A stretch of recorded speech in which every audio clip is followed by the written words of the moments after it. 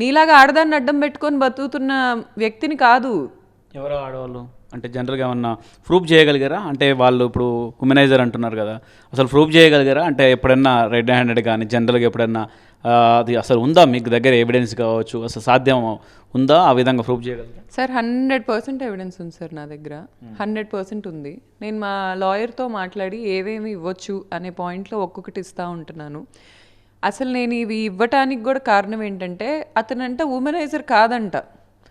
ఇతనికి యాక్టింగ్ నేర్పించిన వాళ్ళకి కూడా రియల్ లైఫ్లో కూడా యాక్టింగ్ నేర్పించినందుకు అవార్డులు ఇవ్వాలి.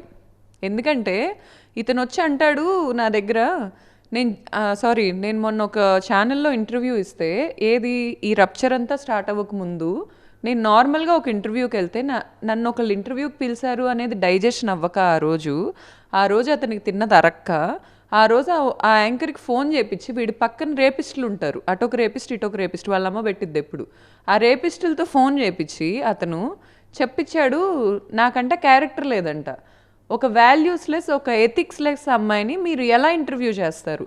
ధర్మ అనే వ్యక్తి చాలా గొప్పోడు, దేశమంతా ఆయన మీదే బతుకుతుంది. వాళ్ళు చెప్పుకుంది అదే, ధర్మ అనే వ్యక్తి అంట వాళ్ళ కమ్యూనిటీ ముందంట అన్నదానం చేస్తాడంట, ఏ రోజు చూడలా మరి నేను. చేస్తాడు, అంత గొప్ప వ్యక్తి, జిమ్ము ఇల్లు తప్ప ఏమీ తెలీదు, వాళ్ళ భార్య ఇలా ఫేక్ ఎలిగేషన్స్ చేస్తుంది. ఫేక్ ఎలిగేషన్స్ చేయడానికి నాకేంటండి పని?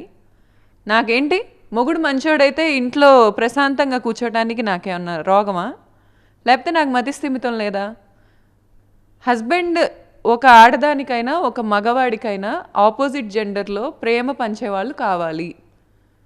ఒక ప్రేమ పంచే ఇంత పుణ్యాత్ముడు, కమ్యూనిటీ బయట భోజనాలు పెడుతున్న పుణ్యాత్ముడు నా ఇంట్లో ఉంటే నేను ఎందుకు వదులుకుంటానండి? నాకేమన్నా మతిస్థిమితం లేదా? దేనికి వదులుకుంటాను నేను? కూర్చోబెట్టి ఎలా చెప్తున్నాడు? అసలు వినేవాళ్ళకి ఎక్కడ మతి ఉండట్లేదు. ఇప్పుడు నా అతను చెప్పినప్పుడు ఆ యాంకర్ నమ్మకే నాకు కాల్ చేసి మొత్తం కన్ఫెస్ చేశారు ఇలా చెప్పారు అని. చెప్పకపోతే ఏంటి పరిస్థితి? నేను నా బిజినెస్ని ఈరోజు అతను నాకు హ్యాండ్ ఓవర్ చేసిన 2 years అతనికి నేను హ్యాండ్ ఓవర్ చేశాను. ప్రెగ్నెన్సీలో నేను బ్రేక్ తీసుకుందామని. ఈ 2 years అతను చెయ్యని కార్యకలాపాలు లేవు. అసలు ఆ బ్రాండ్ చూపించుకొని అతను తిరగని అమ్మాయి లేదు, అతను చేసుకొని పరిచయం లేదు.